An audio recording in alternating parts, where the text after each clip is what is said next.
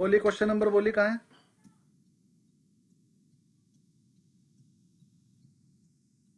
Question number बोलिए रामू जी। हाँ, मेरा कुछ सर, मैंने नहीं कुछ पूछा नहीं, शायद रामू जी पूछो। हाँ, रामू जी से कह रहा हूँ। रामू जी क्वेश्चन नंबर बोलिए और पेज नंबर। सर आपकी वॉइस नहीं आ रही है। वॉइस नहीं आ रही है? बाकी सब क्लियर ठीक है क्या? क्लियर है सर, क्लियर आ रही है सर, आ रही है सर, हमको आ रहा है। एकदम क्लियर है। रामू जी आ रही है?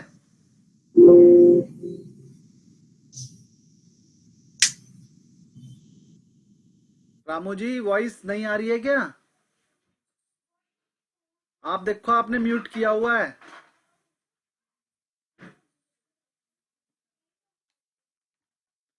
क्या होगा, रामू जी को हमारी आवाज नहीं आ रही है और वो इंतजार कर रहे हैं कब ठीक होगा।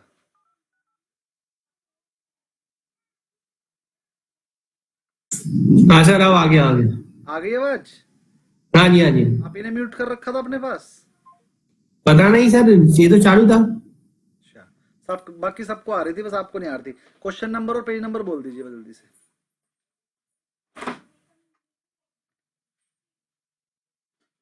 सर पेज नंबर 2232, इसका क्वेश्चन नंबर है सेकंड नंबर का। ठीक है, पेज 232 पे सेकंड आ जाते हैं। ये वाला। हाँ हाँ। Which section in the cash flow statement will provide the information about the amount of fund that a company borrowed during the preceding year? देखो, बोरो जब हम लोन टेकन की बात करते हो फाइनेंसिंग एक्टिविटी में आते हैं। हमने बताया था, आप कैश फ्लो स्टेटमेंट वाली वीडियो भेजी थी, वो एक बार पढ़ सकते हो। तो इसका आंसर है फाइनेंसिंग।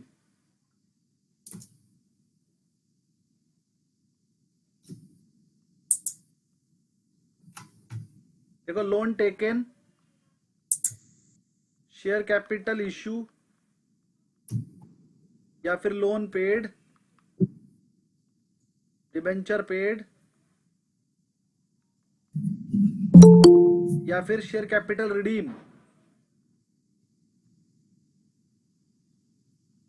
या फिर इंटरेस्ट पेड। लिख लीजिए अपने पास।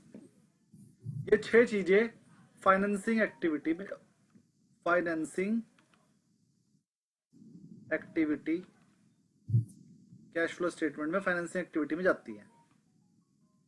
तो इसका आंसर हो गया सी, फाइनेंसिंग कैश फ्लो।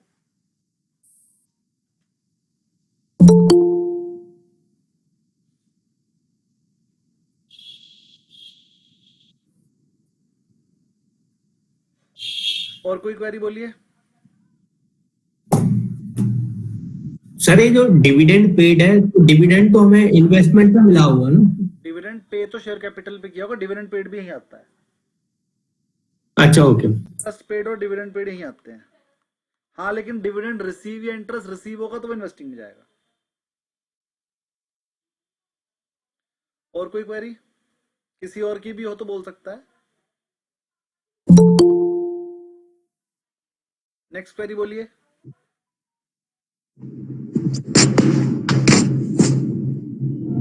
सर मेरा कुछ बैक क्वेश्चंस मैं कल पूरा करूंगा, कुछ डाउट्स है तो मैं कल पूछता हूँ। बिल्कुल, नहीं नहीं, हाँ, अगर आज कोई हो तो बोल दीजिए, वरना कल भी ले सकते हैं, कोई प्रॉब्लम नहीं।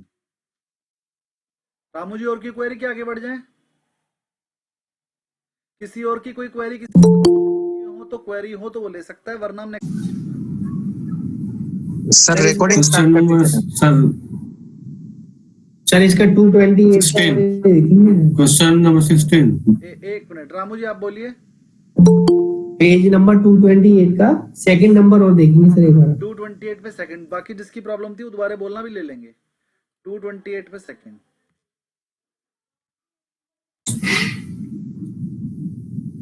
जो दूसरे की प्रॉब्लम है वो आप भी ध्यान से सुने, क्योंकि कल को आपको भी इजी हो जाएगा समझना। A company's current ratio is less than 1। Less than 1 का मतलब क्या है? देखो जरा ध्यान समझो। करंट रेशियो का फॉर्मूला क्या होता है? Current asset upon current liability. वो लेस देन 1 है। लेस देन 1 का मतलब 0.5 मान लेते हैं एक बार के लिए।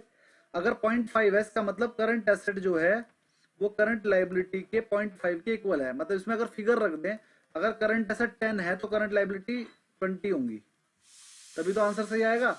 इससे हमें पता लगता है कि करंट लायबिलिटी ज्यादा है। यहां तक किसी को कोई क्वेरी हो तो बोलिए। कि अगर किसी का current asset ratio less than 1 है, इसका मतलब करंट लायबिलिटी ज्यादा है।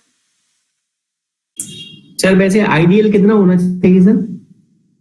आइडियल भी बताएंगे, पहले ये बताओ करंट एसेट में अगर current ratio is less than 1, इसका मतलब करंट लायबिलिटी ज्यादा है। समझ में आ गया? हाँ जी सर। ठीक है, अब इसका आंसर देखते हैं। कंपनी इज हाईली प्रॉफिटेबल, ये तो करंट रेशियो से पता चलता ही नहीं है। कंपनी में face difficulty in meeting short term liability, ये थोड़ा ठीक लगता है, लायबिलिटी ज्यादा है, करंट एसेट कम है। कंपनी हैज हाई लीवरेज, ये भी नहीं पता चलता। Company has high asset turnover, तो इसका आंसर हो गया बी, क्योंकि करंट लायबिलिटी ज्यादा है, इसका मतलब शॉर्ट टर्म लायबिलिटी पे करने में प्रॉब्लम आ सकती है, करंट एसेट्स कम है। ये वाला आंसर क्लियर? आंसर क्लियर ना? अब आपका अगला क्वेश्चन था आइडियल करंट रेशियो कितना होना चाहिए? 2। मतलब सर कंपनी की अगर 50 रुपए की लाइबिलिटी है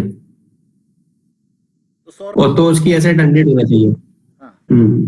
बेस्ट बेस्ट करंट रेशियो होता है। अगर 2 से ज्यादा, अच्छा एक क्वेश्चन आएगा पेपर में, आप लोगों को बताना पड़ेगा। एक कंपनी का करंट रेशियो 2 था और एक कंपनी का करंट रेशियो 8 है, तो जो कौन सी कंपनी ज्यादा बढ़िया है करंट रेशियो के हिसाब से?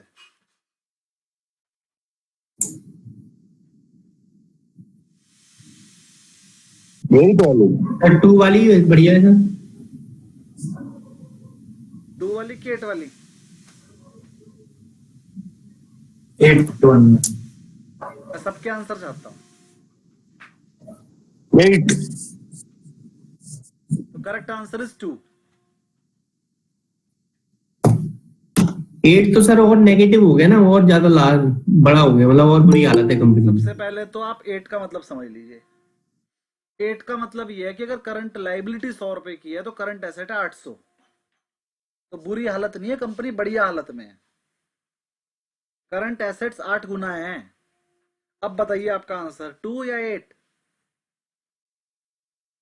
सर तो वो सही है। नहीं तो बताओ 2 कैसे सही है, ये भी बताओ। अरे एक कंपनी है, उसका करंट रेशियो 2 है, 2 का मतलब अगर उसकी करंट लायबिलिटी 100 करोड़ की है तो करंट एसेट 200 करोड़ की है। एक कंपनी है, हम्म। कंपनी के केस में क्या है, करंट लायबिलिटी 100 करोड़ और करंट एसेट 800 करोड़। तो कंपनी 200 करोड़ वाली एसेट वाली ठीक है, 800 करोड़ वाली?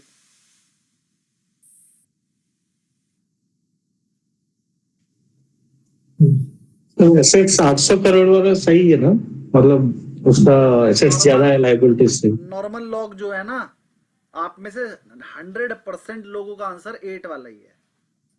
एक भी बंदा नहीं मिलेगा मुझे 2 वाला, क्योंकि फिर मैं पूछूंगा लॉजिक, लॉजिक तो पता नहीं, इसलिए 8। अब मैं आपको लॉजिक क्या बताता हूँ, 2 इसका सही आंसर है। हो गया ना इंपॉर्टेंट पॉइंट ये, क्योंकि इसका सही आंसर 2 है। अगर किसी के मन में कोई पॉइंट आ रहा हो तो बता दो। सर आप बोले current ratio 8। Yes, current ratio asset divided by liability है ना? Current asset divide by current liability. हाँ, if the numerator is higher it will come more than 1। Yes, more than 1 means asset ही ना ज्यादा है, 8 ही ना आना है। बिल्कुल। एक कंपनी का करंट रेशियो 2 था, एक कंपनी का करंट रेशियो 8 था, तो आप बताइए कौन सी कंपनी ज्यादा बढ़िया है करंट रेशियो के हिसाब से? ये नहीं बताया अभी हमने, हमने सिर्फ करंट रेशियो बताया है, तो बताइए कौन सी कंपनी ज्यादा है, कौन सी कंपनी ज्यादा बढ़िया है? बढ़िया 8 करंट रेशियो वाली बढ़िया है। तो आंसर गलत है, हाँ, बताएंगे गलत कैसे है ना? अच्छा। करेक्ट हाँ, आंसर इज 2। करंट रेशियो जिसका 2 है वो कंपनी में इन्वेस्ट करना चाहिए। जिसका करंट रेशियो 8 है, प्रोबेबिलिटी है कि उसमें इन्वेस्ट करने से आपको ज्यादा फायदा नहीं हो पाएगा। क्यों नहीं हो पाएगा? थोड़ा सा प्रकाश डालने की कोशिश करते हैं, अगर आपके समझ में आ पाया तो करते हैं थोड़ा सा। जरा ध्यान समझिए, एक कंपनी में ए लिमिटेड बना रहा हूं, ये ए लिमिटेड है और ये बी लिमिटेड है। ए लिमिटेड की मैं बना रहा हूं fix asset, current asset, capital, current liability, ये बैलेंस शीट। इसकी फिक्स एसेट थी 400 करोड़ की, करंट एसेट थी 200 करोड़ की, टोटल 600। लायबिलिटी थी 100 करोड़ की, कैपिटल थी 500 करोड़ की, ये ए लिमिटेड थी। ये बी लिमिटेड, इसकी फिक्स एसेट थी 2000 करोड़, करंट एसेट थी 800 करोड़, करंट लाइबिलिटी थी 100 करोड़, और कैपिटल थी 2700 करोड़।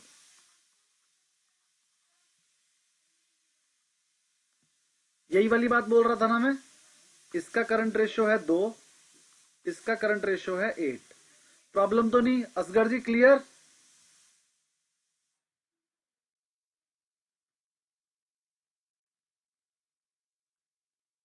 हाँ क्लियर है क्लियर। Clear clear. आप ध्यान से समझते रहिएगा, क्वेश्चन बहुत ही बढ़िया है। आप आंसर समझ लेना, मैं क्यों 2 वाला आंसर सही बता रहा हूं। अब चलते हैं, ए लिमिटेड बढ़िया कि बी लिमिटेड बढ़िया, तो चेक करते हैं क्या होगा। करंट एसेट में 3 चीजें होती हैं, स्टॉक, डेटर, कैश। यहां पर भी stock, debtor, cash. Current liability में कौन होता है? क्रेडिटर और शॉर्ट टर्म लोन। जरा ध्यान समझिएगा, कंपनी के पास टोटल पैसा है 600 करोड़, कंपनी के पास टोटल पैसा है 600 करोड़। 600 करोड़ में से 200 करोड़ उसका शॉर्ट टर्म एसेट्स में लगा हुआ है। 200 करोड़ का शॉर्ट टर्म एसेट्स में लगा हुआ है, मतलब हमने वो पैसा या तो स्टॉक में लगाया हुआ है, या हमने लोगों को उधार दिया हुआ है, या वो हमारा पैसा कैश में है। ऐसे ही हमारे को लोगों ने जो उधार दिया हुआ है वो 100 करोड़ है शॉर्ट टर्म। ऐसे ही बी के केस में उसने जो पैसा लगाया वो 800 करोड़ लगाया हुआ है एसेट्स में, लेकिन लोगों ने उसे जो उधार दिया हुआ है वो सिर्फ 100 करोड़ का दिया है। अच्छा एक बात बताइए, जो पैसा हम शॉर्ट टर्म डेट्स में लगा देते हैं, यानी कि स्टॉक, डेटर और कैश में लगा देते हैं, उसी से सेल होती है। अगर हम मार्केट में स्टॉक ज्यादा रखेंगे, अपने पास एसेट स्टॉक ज्यादा रखेंगे तो सेल ज्यादा कर पाएंगे, मार्केट में उधार ज्यादा बांटेंगे तो सेल कर पाएंगे, है ना। ये 2 चीजें होती है, स्टॉक और डेटर। और बेसिक पार्ट जो करंट एसेट्स का होता है वो स्टॉक और डेटर्स का ही होता है किसी भी बिजनेस में। हर बिजनेस में करंट एसेट का सबसे बड़ा पार्ट स्टॉक और डेटर्स में होता है। हमने गुड्स सेल करना था तो सेल करने के लिए पहले गुड्स खरीदना पड़ता है, उसे स्टॉक बोलते हैं। फिर जब वो बिक जाता है तो कुछ दिन का उसे हम उधार देते हैं, उसे डेटर्स बोलते हैं, स्टॉक और डेटर्स। अब एक नई टर्म आती है, cash conversion period. Cash conversion period का फॉर्मूला याद करिए। एक नई टर्म आई, कैश कन्वर्जन पीरियड। इसमें क्या होता है? सेल पीरियड, ये तो सेल पीरियड हो गया, हम बोलते हैं स्टॉक में कितना पैसा लगाया, कितने दिन में आपने वो माल बेच दिया, सेल पीरियड, कितने दिन का स्टॉक होगा। फिर क्रेडिट पीरियड, ये होता है डेटर्स। और अगर कोई मैन्युफैक्चरिंग कंसर्न है तो मैन्युफैक्चरिंग पीरियड। ठीक है, ये रॉ मटेरियल का स्टॉक हो गया, ये भी स्टॉक ही है। तो एक कंपनी को अपने पहले वो पैसे से क्या खरीदती है? पहले वो पैसे से खरीदती है रॉ मटेरियल। तो आज उसने पैसा इन्वेस्ट कर दिया, रॉ मटेरियल से फिनिश गुड्स बनने तक के टाइम को बोलते हैं मैन्युफैक्चरिंग टाइम, मैन्युफैक्चरिंग पीरियड। तो मान लीजिए 10 दिन लगे मैन्युफैक्चरिंग करने में, तो 10 दिन तो मैन्युफैक्चरिंग करने में लग गए। अब मैन्युफैक्चरिंग करने के बाद वो पैक होकर ऑफिस पे आया, ऑफिस पे आती बिक थोड़ी जाएगा, ग्राहक को दिखाओगे और आपने 10 लाख टन बनाया है, 1-1 टन करके बिकेगा। मान लो 15 दिन आपको उसे बेचने में लग गए, उसे बोलते हैं स्टॉक पीरियड, स्टॉक पीरियड। ठीक है, तो स्टॉक बेचने में 15 दिन लग गए, तो 10 दिन बनाने में लग गए, 15 दिन बेचने में लग गए, 25 दिन आपका पैसा इन्वेस्ट हो गया। अब आपने जो बेचा एकदम से पैसे थोड़ी आ जाएंगे, उधार भी बिकता है 10 दिन, 15 दिन, 20 दिन, 30 दिन का। आपने मान लिया 30 दिन का उधार देके बेचा, तो आपका माल तो आज बिक गया, लेकिन पैसे आने में 30 दिन और लग गए। तो 30 दिन ये वाले भी ले लो, तो 10 + 15 + 30, टोटल 55 दिन लग गए आपका पैसा वापस पैसा बनने में। आपने 1 करोड़ रुपया लगाया था रॉ मटेरियल में, और उसमें सारे खर्चे वर्चे करे, और करने के बाद 55 दिन बाद आपका पैसा घूम के आपके पास आया। वो 1 करोड़ के, चाहे 1 करोड़ 20 लाख बने हो, 1 करोड़ 10 लाख बने हो, 1 करोड़ 50 लाख बने हो, जितने भी बने, लेकिन 55 दिन है आपका conversion period, cash conversion period. ये फॉर्मूला समझ में आ गया होगा सबको कि कैश कन्वर्जन पीरियड कितना हो गया? 10 दिन + 15 दिन + 30 दिन। 55 डेज, ये क्लियर। इस 55 डेज में से आपको मिला क्रेडिट, माइनस करते हैं क्रेडिट पीरियड रिसीव, कितने दिन का उधार आपको मिलता है। जब आप ये रॉ मटेरियल खरीदते हो तो आप भी कौन सा कैश में पेमेंट देते होंगे, आप भी तो उधार लेते होंगे।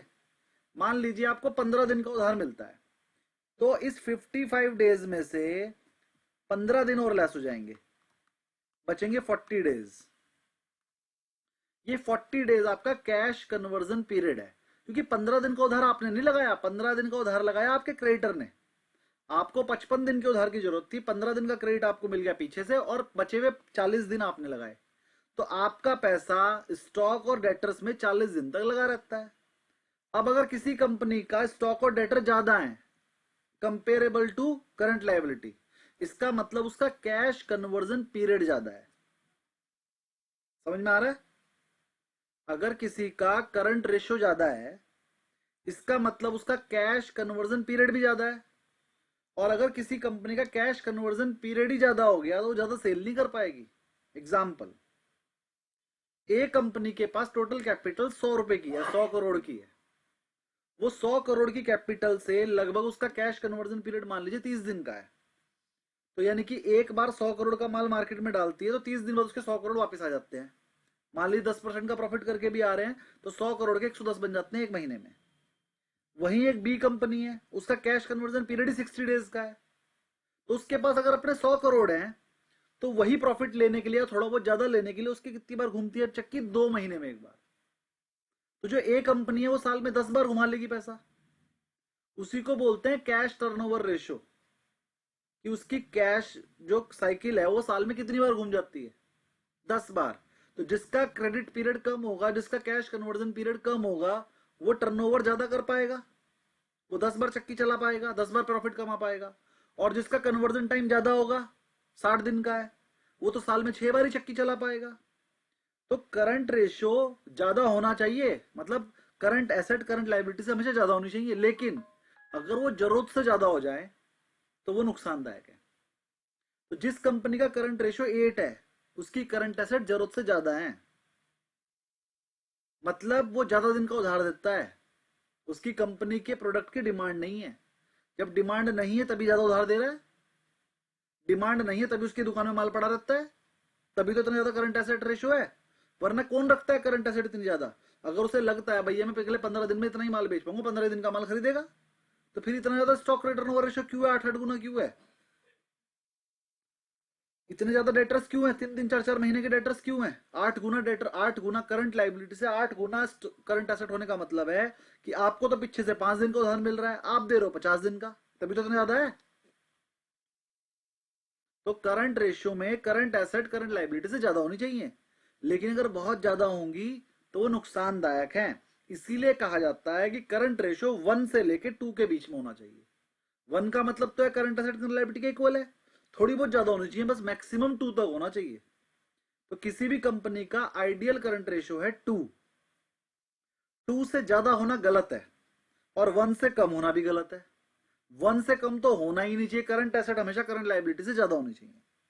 बैंक आपको लोन भी नहीं देता अगर आपकी करंट एसेट करंट लायबिलिटी से ज्यादा हो जाए, वो करंट एसेट करंट लायबिलिटी से कम हो जाए। अगर if the current ratio is less than 1, bank loan नहीं देगा। और अगर करंट रेशियो 2 से ज्यादा होगा तो भी बैंक कहेगा भैया तुम्हारे साथ तो कुछ दिक्कत चल रही है, तुम कैसे दोगे, तो भी बैंक लोन देने को एक बार को मना कर सकता है। तो आइडियल करंट रेशियो कितना है? 2। पेपर में क्वेश्चन आ सकता है आइडियल करंट रेशियो क्या है। अली असगर जी, आपको कोई क्वेरी कुछ समझ में ना आया तो बोलिए। हाँ हाँ, अब ये समझ गया। इसका एक एग्जांपल और दे देते हैं। एक 15 साल का बच्चा था, उसका वजन था 25 किलो। तो डॉक्टर कहता था कुछ लेते क्यों नहीं, वो उसे विटामिन लिख कर दे देता था, ग्लूकोज चढ़ाता था, फल खाने को कहता था। दूसरा बच्चा आया, उसका वजन था 50 किलो। तो डॉक्टर बोलता था भैया तू कम खाया कर, तो बीमार हो जाएगा, तेरे घुटने खराब हो जाएंगे। 15 साल की एज में 50 साल का हो गया, 50 किलो का हो गया। मतलब कहने का, अगर आप अपनी एक नॉर्मल हेल्थ से कम रहोगे तो भी गलत है, और नॉर्मल हेल्थ से ज्यादा हो जाओगे तो भी गलत है। आइडियल होना चाहिए। 15 साल का बच्चा 40 किलो का होता है, 40 किलो के हो तो ठीक हो, अगर 50 के हो गए तो 25 के रह गए तो भी गलत है। ऐसे ही करंट रेशो 1 से कम हो गया तो भी गलत है, 2 से ज्यादा हो गया तो भी गलत है। 2 से ज्यादा थोड़ा बहुत हो 2.53 तक तो चल जाएगा, इससे ज्यादा तो बिल्कुल गलत है। जी सूर्यवंशी जी क्वेरी बोलिए। सर मैं ये बोल रहा था, आईटीसी का करंट रेशो जो है वो है 3 और HUL का करंट रेशो है 1.5 ठीक है, और हिंदुस्तान एयरोनॉटिक्स का करंट रेशो है 2। ठीक है, सबका ठीक है, आईटी से ज्यादा है थोड़ा। लेकिन हिंदुस्तान एयरोनॉटिक्स को तो समय लगता होगा जहाज बनाने में, तोप बनाने में, गैस कन्वर्जन साइकिल उसकी लंबी है। कैश कन्वर्जन साइकिल लंबी है छोटी है? लंबी है सर। ऐसा होता है कि एचसीएल के पास अपना अब गैस बहुत है। हाँ, एचसीएल को मिलती है advance payment. Cash conversion cycle के फॉर्मूले में मैंने ये भी तो बताया है ना, क्रेडिटर का पैसा लेस हो जाता है।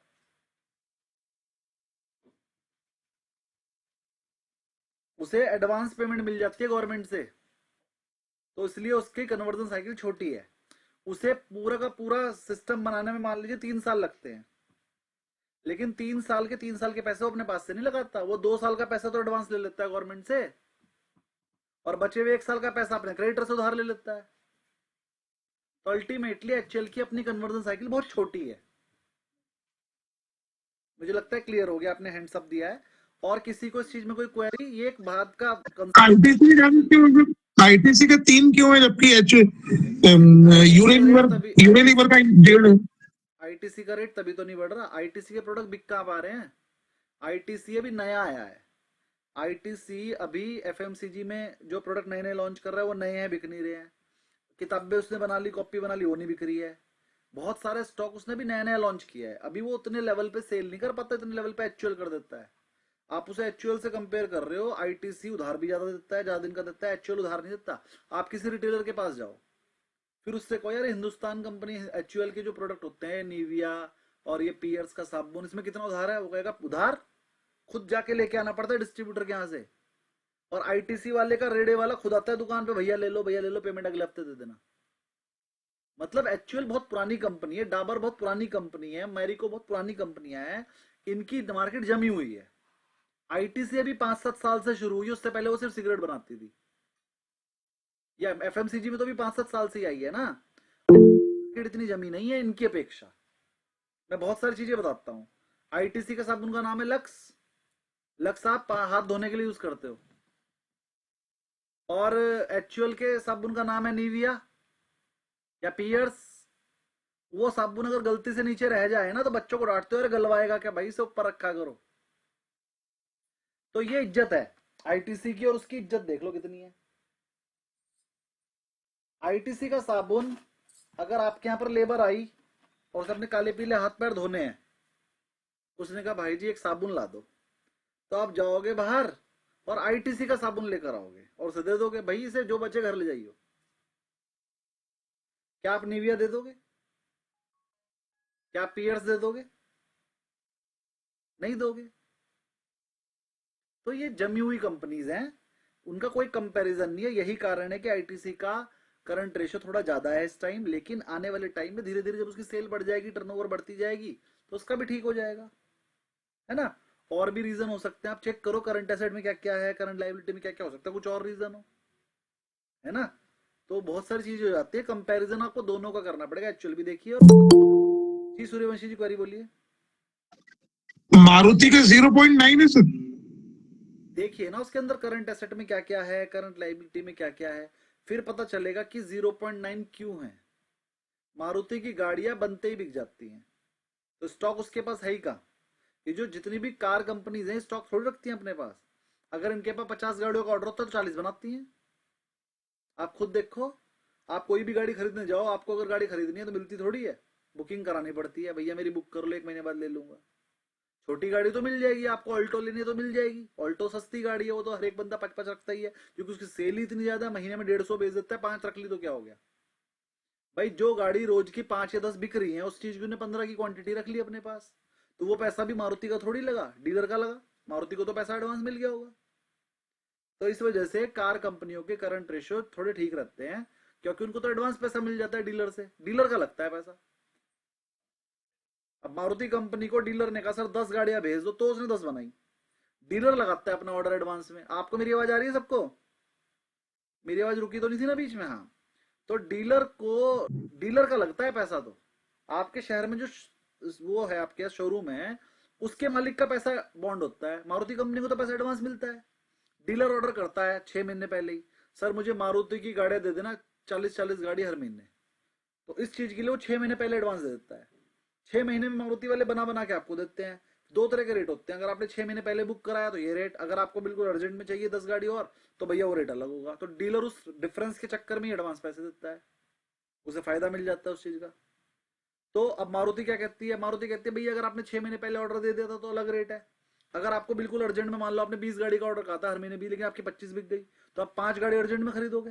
तो जो 5 गाड़ी अर्जेंट में खरीदोगे उसके हम एक्स्ट्रा पैसे लेंगे आपसे। जब आप एक्स्ट्रा पैसे देके उससे लेते हो, अगली बार 5 की प्रोडक्शन बढ़ा के फिर बराबर कर लेता है अपना स्टॉक। लेकिन यहाँ कंपनी को फायदा हो जाता है, उसे एक्स्ट्रा पैसे मिल जाते हैं। तो ये जो कार कंपनियां होती हैं, ये तो ऑर्डर पे काम करती हैं भाई, जितना ऑर्डर है उतना बनाएंगे, इसलिए इनका करंट रेशियो ठीक रहता है। अच्छा, स्पेयर पार्ट्स जो कच्चा माल होता है, लोहा पोहा सब इन उधार मिलता है, बिकता सारा कैश है। समझ रहे हो? इनके क्रेडिटर्स तो हैं, डेटर्स तो है ही नहीं। इनके तो डेटर्स है ही नहीं, सिर्फ स्टॉक है, एक स्टॉक में पैसा लग रहा है, पीछे से उधार आ रहा है। कन्वर्जन साइकिल इनकी बढ़िया, ऑर्डर पे तो बनाते ही है भाई। इनको लगता है आगे से 100 पीस का ऑर्डर है तो 120 बना लेते हैं। बनते बनते बनते बनते जिन्होंने 100 का ऑर्डर दिया वही 20 गाड़ी और खरीद लेते, 120 हो जाती है, बचता ही कुछ नहीं कभी भी। चलिए, और कोई क्वेरी हो तो किसी की बताइए, बहुत टाइम हो गया, अगला पढ़ते हैं। कोई क्वेरी नहीं? मतलब सर ये जो कंपनीज है, ये मारुति जैसे आपने बताया, तो ये सारी जो भी कारें मैन्युफैक्चरिंग करते हैं, ये सब ऑर्डर जो रिटेल डीलर्स होते हैं इनके हर सिटी में, उनसे ऑर्डर मिलने के बाद करते हैं मैन्युफैक्चरिंग। उनसे ऑर्डर का अंदाजा ले लेती है, मतलब हर डीलर से कहा जाता है भैया आप बताओ कितनी गाड़ी चाहिए आपको, तो डीलर अंदाजा देता है, ठीक है सर मैं 10 गाड़ी हर महीने की ले लूंगा। तो कंपनी कहती है ठीक है 10 गाड़ी आपके नाम की लिख दी हमने, हर महीने 10 गाड़ी आपको मिलेगी, लो 10 गाड़ी का एडवांस दे दो। और एडवांस पूरा पेमेंट दे देते हैं। 10 गाड़ी का एडवांस आ गया उनके पास, और उन्होंने 120 गाड़ी बुक करी है, 10 गाड़ी महीने की। अब वो क्या करेगी, 10 गाड़ी का एडवांस उसके पास पड़ा है, वो 10 गाड़ी की डिलीवरी देगी, 10 का फिर ले लेगी, तो यानी 10 गाड़ियों का एडवांस हमेशा कंपनी का पड़ा रहेगा। और उस 10 गाड़ी के एडवांस की वजह से वो अपने मॉडल पे उसे 5% का डिस्काउंट दे देती है। तो वो ऐसा कहती है कि अगर आप 1 महीना पहले पेमेंट दे रहे हो भाई, 1 ही महीने की तो बात है भाई, तुमने 10 गाड़ी का एडवांस दिया, वो 1 महीने बाद दे दूंगी मैं आपको। हर महीने आपने मुझे 10 गाड़ी का एडवांस मेरे पास रखना, इस बात के आपको 5% बच रहा है। अब मान लो उसने 100 करोड़ रुपए एडवांस दिया हुआ, उसको तो 100 करोड़ पे 5 करोड़ बच रहे हैं हर महीने। तो डीलर कहता है ठीक है सर दे दूंगा। अब मारुति अगर आप सर तो जो कॉस्ट, एक्स्ट्रा लूंगा, जो एमआरपी डिसाइड करते हैं, कॉस्ट डिसाइड करते हैं, तो वो कंपनी करती है या डीलर करता है अपने हिसाब से? एमआरपी भी कंपनी डिसाइड करती है, उसको से मार्जिन भी कंपनी डिसाइड करती है। कंपनी ने उसे कह रखा है भाई मैं तुझे एमआरपी दूंगी एक, उससे ज्यादा पे तू बेच नहीं सकता। वो तो इंडिया का लॉ है, एमआरपी तो देनी ही पड़ेगी। फिर कंपनी एक dealer, company all over India के लिए डीलर प्राइस निकालेगी।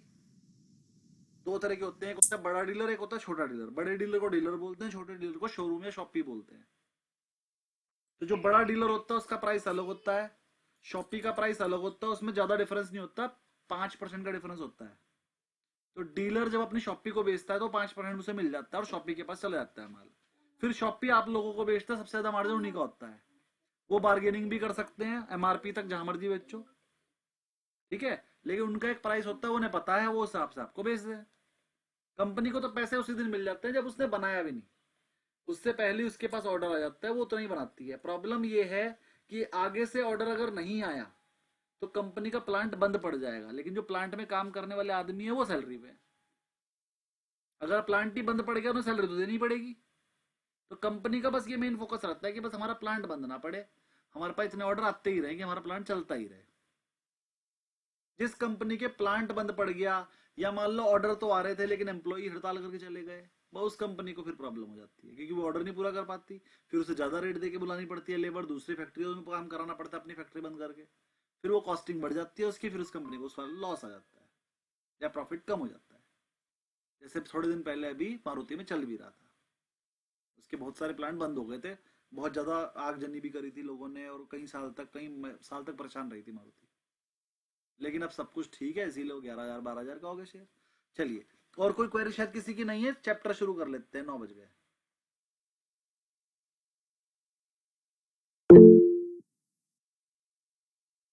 जी कुशल शर्मा जी बोलिए। सर रिकॉर्डिंग चालू कर दीजिए। रिकॉर्डिंग तो शायद चालू है।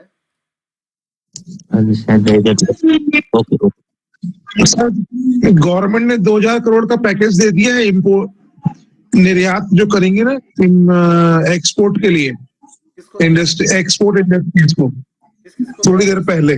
स्पेसिफिकली किस किसको दिया? एक्सपोर्ट करने वाली इंडस्ट्रीज को पैकेज दे रहे हैं 2,000 करोड़ का।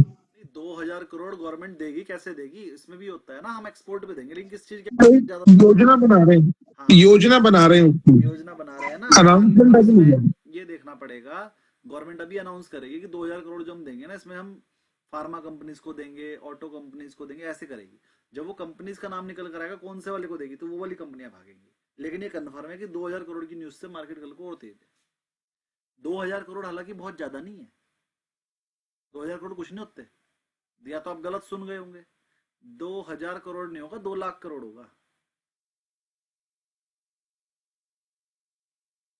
2,000 करोड़ तो कुछ नहीं है, 2,000 करोड़ तो एक कंपनी ले लेगी, सारे के सारे पूरे सेक्टर को थोड़ी, खाली मारुति मारुति ले लेगी 2,000 करोड़ तो।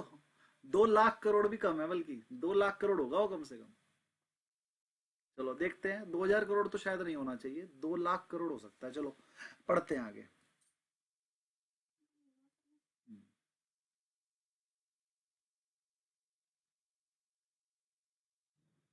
सारे क्वेश्चन करने हैं ये, और कोई क्वेरी आएगी तो मुझसे पूछ लेंगे आप। कॉर्पोरेट एक्शन पढ़ा रहा हूं, बहुत ही बढ़िया चैप्टर है थ्योरेटिकल, ध्यान से पढ़ेंगे और आपको सब कुछ पता है इसके बारे में।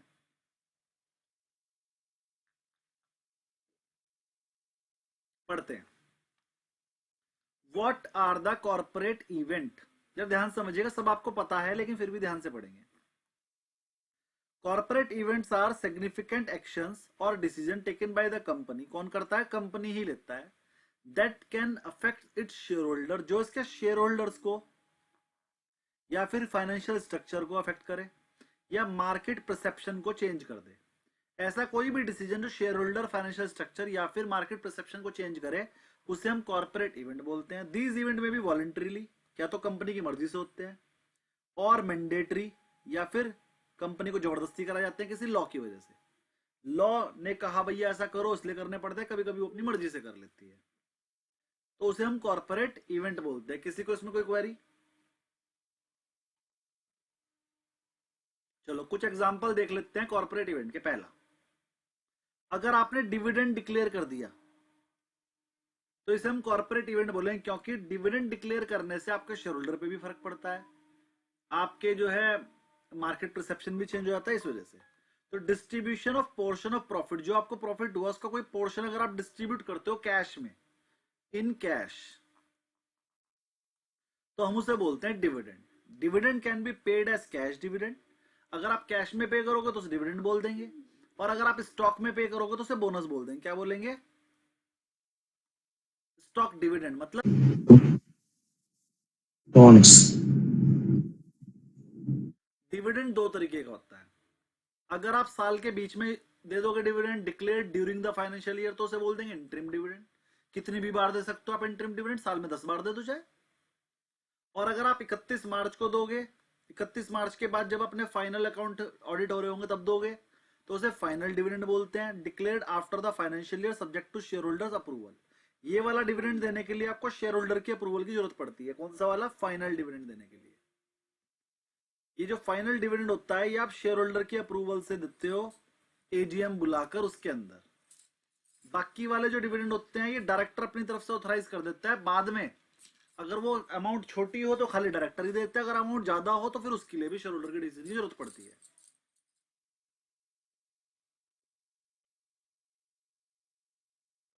यहां तक किसी की कोई क्वेरी समझ में ना आया हो तो बताइए।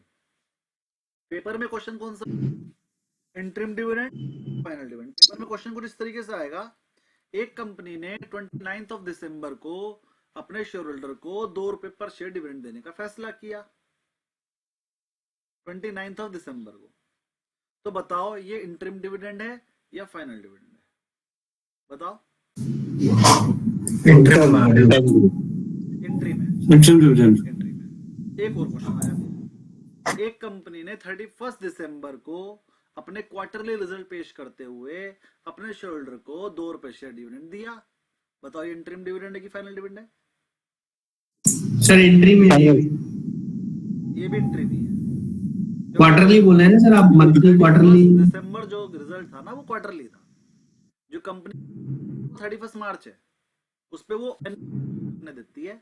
31 मार्च के बाद जब एजीएम होती है, एनुअल जनरल मीटिंग, वो अप्रैल मई होती है, उन 90 दिन के अंदर जो मीटिंग होगी उसे एजीएम बोलते हैं। एजीएम के अंदर जब वो अपने 31 मार्च तक के रिजल्ट पेश करने के साथ साथ अपना डिविडेंड डिक्लेयर करेगी, उस डिविडेंड को बोलते हैं क्लोजिंग डिविडेंड या फाइनल डिविडेंड। क्योंकि उस दिन वो क्या करती है, अपने पूरे साल की स्टेटमेंट्स का डिविडेंड डिक्लेयर करती है, उसे बोलते हैं फाइनल डिविडेंड। उससे पहले जितने भी डिविडेंड आपने दिए, चाहे वो 31 मार्च को भी दिया हो, वो क्या है? Interim dividend. फाइनल डिविडेंड को एजीएम में दिखाया जाता है। एजीएम में शेयर होल्डर्स के अप्रूवल के बाद डिक्लेयर पहले किया जाता है, फिर एजीएम में शेयर होल्डर अप्रूव करते हैं, उसे बोलते हैं फाइनल डिविडेंड। बाकी सारे डिविडेंड इंटरिम डिविडेंड होते हैं। क्लियर? किसी की कोई क्वेरी हो तो बोलिए, वरना आगे बढ़ते। सर मतलब एजीएम में शेयर होल्डर्स का वोटिंग रखते हैं। हाँ, जैसे एजीएम में शेयर होल्डर वोट करते हैं ये डिविडेंड देना है कि नहीं देना है। तो जब वो डिविडेंड शेयर होल्डर की वोटिंग से डिसाइड होगा एजीएम में, तो उसे बोलेंगे फाइनल डिविडेंड। बाकी छोटे छोटे डिविडेंड बीच में जो आप देते हो वो डायरेक्टर अपनी तरफ से दे देता है। ओके, तुम्हारा जी सही बताया? Yes sir final interview. बढ़ते हैं आगे।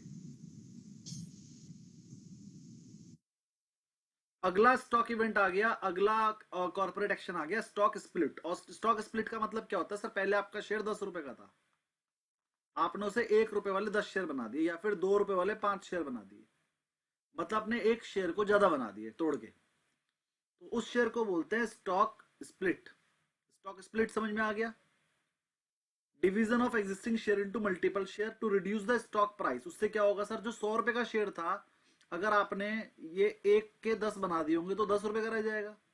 अगर 1 के 5 बनाए होंगे तो वो 20 रुपए का रह जाएगा। अल्टीमेटली रहेगा 100 रुपए का ही। पहले 100 रुपए का एक शेयर था, 100 रुपए का ही था। अब 10 रुपए के 10 शेयर हो गए तो भी तो 100 रुपए के हैं, या फिर 20 रुपए के 5 शेयर हो गए तो भी तो 100 रुपए के हैं। जो मर्जी कर लो, पैसे उतने ही रहेंगे वो। अगर आपको लगता हो एक कंपनी 1 के बदले 10 दे रही तो 9 फ्री मिल रहे, 9 फ्री नहीं मिल रहे, रहेंगे वो 100 रुपए के ही। यहां तक कोई क्वेरी हो तो बोलिए, किसी को समझ में ना आ रही हो बात? क्योंकि मैंने बहुत देखा है, जैसे ही न्यूज आती है ना, कंपनी 1 के बदले 10 शेयर देगी, हाय 9 शेयर फ्री में मिल रहे, खरीद लो खरीद लो। फ्री दुनिया में। जी कुशल शर्मा जी, आप बोलिए पहले। क्वेरी है कोई कुशल जी की? नहीं है। रामू जी बोलिए। नहीं सर, गलती से। सर ये पूछना है, स्टॉक स्प्लिट तो मुझे मालूम है, बस ये पूछना है किस केस में कंपनी ये करती है? मतलब ऐसी जरूरत क्या पड़ती है कि उसको स्टॉक स्प्लिट करना पड़े? कंपनी का शेयर 50,000 रुपए का हो गया, तो लोग 50,000 रुपए खरीदते हुए बेचारे डरते हैं, तो कंपनी कहती है कि 10 बना दो, 50,000 की 5,000 की हो जाएगी। फर्क तो कुछ नहीं पड़ता भाई। स्टॉक को कम करने के लिए, उसका मार्केट साइज छोटा करने के लिए कंपनी ऐसा करती है। नहीं सर, टिकट साइज छोटा कर भी दिया, कंपनी के पास अभी 100 शेयर होल्डर्स हैं, जो कंपनी में स्टेक है उनका, जो भी परसेंटेज में है। अब वो 100 से 110 लोगों के पास भी पहुंच जाए तो उससे कंपनी को क्या बेनिफिट है? लिक्विडिटी। मान लीजिए मेरी कंपनी का शेयर 50,000 रुपए का, मैं कोई खरीदना ही नहीं है, लेकिन वही शेयर को 50,000 से उठा के 500 पे ले आओ, तो फिर रामू जी भी खरीद लेंगे, कुमारेश जी भी, और सब खरीदने आ जाएंगे। 50 शेयर तो खरीद ही लोगे, 50,000 का एक नहीं खरीदने वाले थे आप। लेकिन अगर आपसे कहूं जी 500 वाले 10 खरीद लो, 5,000 रुपए लगेंगे, खरीद लोगे, तो 5,000 की लिक्विडिटी तो आई ना। कभी वो देखना आयशर मोटर का शेयर में लिक्विडिटी, बड़े बड़े शेयर में देखना लिक्विडिटी। हमारे पूरे से 1,50,000 500 रुपए का तो डिफरेंस चलता है दोनों तरफ, बायर और सेलर में। तो उसे शेयर को छोटा करना चाहिए, लेकिन इन कंपनीज को क्या है, इनको अपना शेयर बेचना ही नहीं है, इनको लिक्विडिटी की रिक्वायरमेंट ही नहीं है। ये कह रहे भैया कोई लेता हो लो, नहीं लेता हो ना लो, ट्रेडिंग बंद कर दो, हमें तो बेचना नहीं, इसलिए कर नहीं रहे वाला काम। जिस दिन एमआरएफ को अपने शेयर बेचने होंगे उस दिन वैसे छोटा करेगी, फिर बेचेगी अपने शेयर, फिर स्टेक सेल करेगी, करेगी जरूर। जी कुमारेश जी, आपकी क्वेरी बोलिए।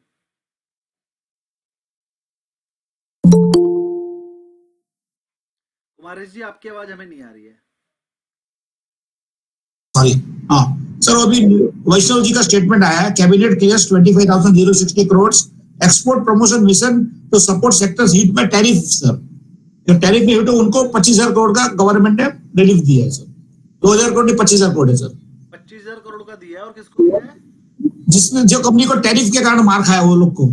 जिन कंपनियों पे टैरिफ ज्यादा लग गया उनको टेक्सटाइल 25,000 करोड़ का, उन पे और कैसे कैश नहीं देंगे, उन पे जो अपने वाला टैक्स है वो थोड़ा रिबेट कर देंगे, जिससे कि फिर वो वहीं पर कंपनसेट हो जाए, मुझे ऐसा लग रहा है।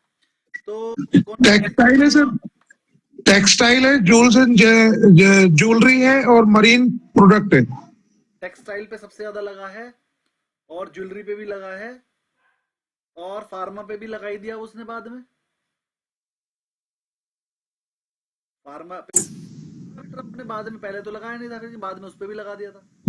वो सर फार्मा में स्पेसिफिक प्रोडक्ट में लगा था जिसका एक्सपोर्ट हमारे यहाँ बहुत कम है, चलो तो फार्मा में उसका कोई इम्पैक्ट नहीं है। इम्पैक्ट नहीं है, चलिए तो फार्मा छोड़ देते हैं। टेक्सटाइल शेयर भागेंगे कल को, जेम्सन ज्वेलरी भाग सकता है कल को, और भैया छोटे मोटे प्रोडक्ट जो एक्सपोर्ट होते हैं जैसे वुड कार्विंग और ये सब, ये ग्रेसिम शूटिंग भी हो सकता है सर। हो सकता है, सब हो सकता है, ट्रेंड भी हो सकता है ना, ABFRL भी हो सकता है, बहुत सारे हैं सर बहुत सारे मेरीन मतलब सी फूड्स वाले में भी इम्पैक्ट हुआ आंध्र प्रदेश में, सी फूड तो में बहुत उनका भी ज्यादा। शायद। कुमारेश जी आप म्यूट हैं। सर अभी ऐसा है कि अगर ट्रम्प टैरिफ हार जाता है तो उसकी इकोनॉमी को $2 ट्रिलियन का लॉस है, और $9 बिलियन या $90 बिलियन जो उसने कलेक्ट किया उसको रिफंड करने का है sir. Yes, collected $9 billion. Trump तो डूबा हुआ है। ट्रम्प को अगले 3 साल के अंदर अंदर अपना डेट रिफाइनेंस करना है, जो मैंने आपको बताया था, और ये लाइफ टाइम में एक बार आता है। अब की बार उसने क्या कह दिया कि जो पहले जो डेट इशू हुए थे वो 15 से 20 साल के लिए इशू हुए थे, अब वो कह रहा है कि मैं 40 साल के लिए डेट इशू करूंगा। अब की बार रिफाइनेंस कर रहा है, देखो वो क्या करेगा, वो डूब जाएगा। अगर उसने रिफाइनेंस कर दिया, जैसे एक टाइम था ना हमारे देश को सोने की चिड़िया कहा जाता था और कांग्रेस ने सब लुटवा दिया, बस अब वही सेम काम ना ट्रम्प कर रहा है। अगर उसने अपने देश का डेट रिफाइनेंस कर दिया तो वो निपट जाएगा। आने वाले 10 सालों में इंडिया उससे बड़ा, जापान उससे बड़ा, चाइना उससे बड़ा हो जाएगा। अमेरिका इतना बड़ा है इस टाइम पर, हमारे से 20 गुना बड़ा है, चाइना से 6-7 गुना बड़ा है वो। मतलब अमेरिका की पावर का टक्कर का 4 देश मिलकर भी नहीं है। लेकिन ट्रम्प के डिसीजन से ना, जो अगले 3 साल में लेना है कि भैया वो लोन कैसे चुकाएगा, अगर उसने लोन को तो अगले 10 साल में अमेरिका निपट जाएगा। जो सोने की चिड़िया को जो बेकार बना दिया ना, जैसे ऐसी ग्रेट अमेरिका को ना ये अमेरिका बन जाएगा, वो बेकार अमेरिका। उसे समझ में ही नहीं आ रहा मैं क्या करूं।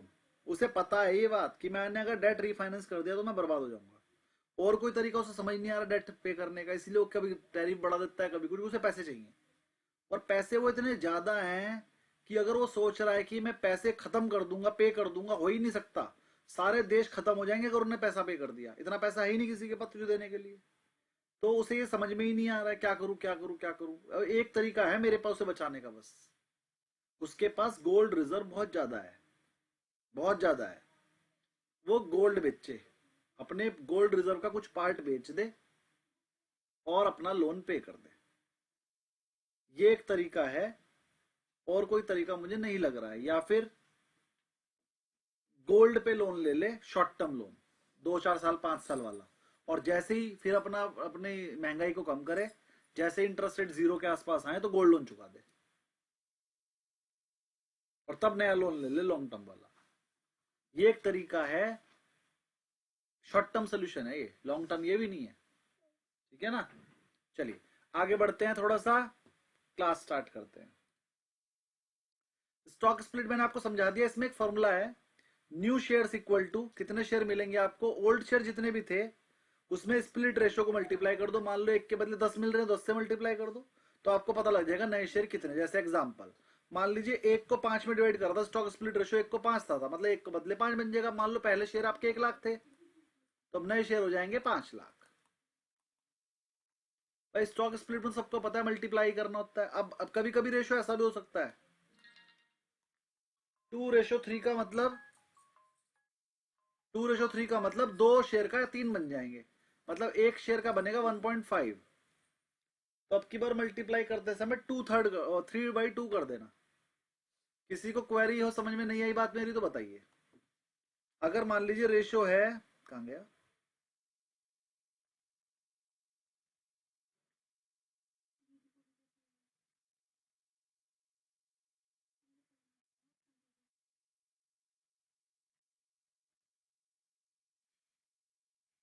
हाँ, अगर मान लीजिए क्वेश्चन में रेशो गिवन है आपको 2:3, 3:2, तो इसका मतलब होता है कि 2 शेयर वाले को 3 मिल जाएंगे। तो इसका मतलब ये हो गया, या तो 3/2 करके 1.5 आंसर निकाल लो, इससे मल्टीप्लाई कर दो, वरना 1 लाख को 3 से मल्टीप्लाई करके 2 से डिवाइड कर दो, तो 1,50,000 शेयर हो गए। अब आपकी इच्छा है ये कर लो चाहे, और चाहे ये कर लो, मैथमेटिकल है और कुछ नहीं है। तो पॉजिटिव क्या है, increases affordability and trading volume, जो आपने क्वेश्चन पूछा था वो आंसर है यहाँ। न्यूट्रल क्या है, no change in total market capitalisation, ये मोस्ट इंपॉर्टेंट है, पेपर में आएगा। अच्छा बताओ, स्टॉक स्प्लिट से कैपिटलाइजेशन पे क्या इफेक्ट पड़ता है? Option A no effect, option B increases, option C decreases. तो बताओ आंसर क्या, no change in total market capitalisation. कैसे बोलते हैं भाई, 1 लाख शेयर थे पहले 100 वाले, तो 1 करोड़ के हो गए। अब कितने शेयर हो गए? 10 लाख हो गए 10 वाले, तो भी तो 1 ही करोड़ के हुए ना। तो कैपिटलाइजेशन में कोई चेंज नहीं है। कैपिटलाइजेशन का फॉर्मूला क्या होता है, number of share into total market price. तो कैपिटलाइजेशन में या कैपिटल वैल्यू में कंपनी की कोई चेंज नहीं होता है। बस 100 वाला शेयर था, वो 10 वाले 10 बन गए, अमाउंट तो उतनी रहेगी ना। ये इंपॉर्टेंट क्वेश्चन है, पेपर में आएगा ही आएगा। अच्छा बताओ, बोनस शेयर इशू करने से मार्केट कैपिटलाइजेशन में कोई चेंज होता है? नहीं सर, नो सर, चेंज नहीं होगा सर। कुमार जी आप म्यूट हैं। सर कैपिटल बढ़ गई, रिजर्व्स कम हो गए। हाँ, तो जो 9 सर वाले थे वो ध्यान से सुन लीजिए। जब 100 रुपए का एक शेयर था, तो 100 रुपए का एक शेयर लिया और 10 रुपए के 10 शेयर ही दिए, तो कुछ चेंज नहीं हुआ। लेकिन जब बोनस दिया, तो जो पहले से 1 करोड़ के शेयर थे वो तो हैं। अब 1 करोड़ के शेयर जो फ्री में दिए गए, उसके बदले पैसे तो लिए नहीं गए, लेकिन 1 करोड़ के शेयर तो बढ़े। अब कैपिटल जो पहले 1 करोड़ थी, अब 1 करोड़ और बढ़ के 2 करोड़ की कैपिटल हो गई। कम क्या हुआ? Reserve and surplus. तो बोनस शेयर से कैपिटल बढ़ती है, मार्केट कैपिटलाइजेशन नहीं बढ़ता है। फिर से समझ लीजिए, कैपिटल यानी कि बुक्स में, बैलेंस शीट में तो वैल्यू बढ़ती है, क्योंकि पहले शेयर कैपिटल 1 करोड़ की थी, अब 2 करोड़ की हो गई। लेकिन मार्केट कैपिटलाइजेशन उतना ही रहता है, मार्केट वही रहता है। बोनस शेयर आने के बाद भी 100 रुपए वाला शेयर 50 रुपए हो जाता है। तो ये 2 बातें हैं अब यहाँ पर। क्या capital size in the balance sheet बढ़ता है? हाँ बढ़ता है, बोनस शेयर से बढ़ता है, स्टॉक स्प्लिट से नहीं बढ़ता है। लेकिन चाहे बोनस शेयर हो चाहे स्टॉक स्प्लिट हो, दोनों से मार्केट कैपिटलाइजेशन पे कोई फर्क नहीं पड़ता है। ये मोस्ट इंपॉर्टेंट पार्ट है आज की क्लास का, जो किसी को समझ में ही नहीं आया आज तक। मार्केट कैपिटलाइजेशन का मतलब होता है मार्केट प्राइस से, और कैपिटलाइजेशन जो आपकी बैलेंस शीट के हिसाब से वो अलग चीज है। तो बैलेंस शीट में तो कैपिटल बोनस शेयर से बढ़ जाते हैं, क्योंकि 1 करोड़ के शेयर पहले से थे, 1 करोड़ के फ्री वाले, लेकिन हाथों और गए ना, 2 करोड़ के हो गए, तो बैलेंस शीट में आपके कैपिटल बढ़ जाएगी। इसके बारे में थोड़ा सा और बता देता हूं। पहले आपकी बैलेंस शीट थी ये, यहाँ पर कैपिटल लिखी हुई थी 100 करोड़ और रिजर्व एंड सरप्लस लिखा हुआ था 50 करोड़, करंट लायबिलिटी थी 50 करोड़, 200 करोड़ की कैपिटल थी। अब कंपनी ने क्या करा कि 25 करोड़ के बोनस शेयर दे दी, तो 25 करोड़, ये 50 घट के 25 रह गए, और ये 100 हट के 125 हो गए, क्योंकि 25 करोड़ रिजर्व सरप्लस में से निकाल लिया आपने और फ्री में बोनस शेयर बांट दिए। तो ऐसा करने की वजह से रिजर्व सरप्लस आपका 25 हो गया और ये 100 की जगह 125 हो गया। तो अल्टीमेटली कैपिटल इंक्रीज हो जाती है बोनस शेयर के केस में। ये तो था बोनस के केस में। अब अगला आ जाओ, कैपिटल थी आपकी 100, 50 थी रिजर्व और 50 थी करंट लायबिलिटी, 200 का था अब की बार अगर आपने स्टॉक स्प्लिट किया होगा तो यहाँ पर क्या होगा, 1 crore share at the rate of 100 थे, अब क्या हो गए 10 करोड़ शेयर हो गए एट द रेट ऑफ 10, ये 100 का 100 ही रहा। इसमें कैपिटल कोई चेंज नहीं हुआ, मार्केट कैपिटलाइजेशन में दोनों केस में चेंज नहीं होता। तो बोनस के केस में कैपिटल चेंज हो रही है, पहले 100 थी 125 हो गई, लेकिन स्प्लिट के केस में पहले भी 100 थी अब भी 100 ही रहेगी। और पहले वो 1 करोड़ शेयर थे 100 वाले, अब 10 करोड़ शेयर है 10 रुपए वाले। अली असगर जी क्लियर? Yes sir. ये पहले ही तो आप और एक क्लास में बता दिए थे। हाँ हाँ, लेकिन ये बार थोड़ा एक्स्ट्रा बताए हैं। और इसका एक तो मुझे मालूम है मार्केट कैपिटल, और एक नाम क्या बोलते हैं? बैलेंस शीट के हिसाब से कैपिटल वैल्यू, बुक वैल्यू बोलते हैं। Capital book value. Balance sheet या बुक वैल्यू चेंज हो जाती है बोनस। हाँ हाँ, बुक वैल्यू मालूम है। हाँ, बोनस के केस में बुक वैल्यू चेंज होगी, स्टॉक स्प्लिट के केस में नहीं होगी, मार्केट कैपिटलाइजेशन दोनों केस में चेंज नहीं होगा। हाँ, हाँ, हाँ। अब बढ़ते हैं आगे। मुझे नहीं लगता किसी की कोई क्वेरी बची होगी, अगर है तो हैंड रेज कीजिए। No sir. आगे बढ़ते हैं।